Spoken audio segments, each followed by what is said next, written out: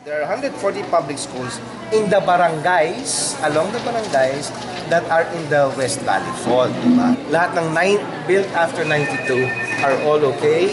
Wala kaming pangamba dyan. Dahil actually, hindi naman ito yung unang taon na tinek namin yung earthquake. Itong nireport namin na Siam, yun na yun. Yun ang talagang nasa fault.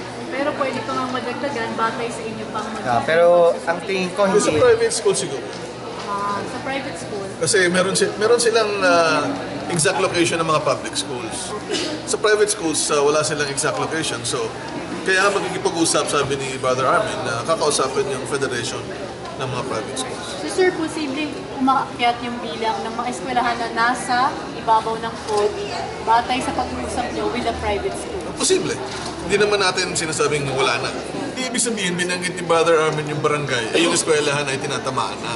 So, tiningnan nila yung mga barangay at tiningnan nila yung lahat ng eskwelahan na nasa barangay na yon at yun yung pinisenta nila ngayong araw kung ano talaga yung tinatamaan.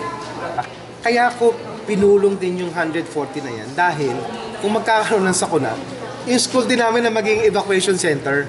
So, it's not only because of the integrity of the buildings, but the preparedness so that, kasi whether we like it or not, sa amin din naman sila pupunta, di ba? So, ang meeting namin is also, how do we prepare the schools in the case of a calamity na ready sila as an evacuation? Lahat ng ating mga eskwelahan, malayo man o malapit o dinadaanan, talagang maapektuhan ng kahit anong lindol, di ba?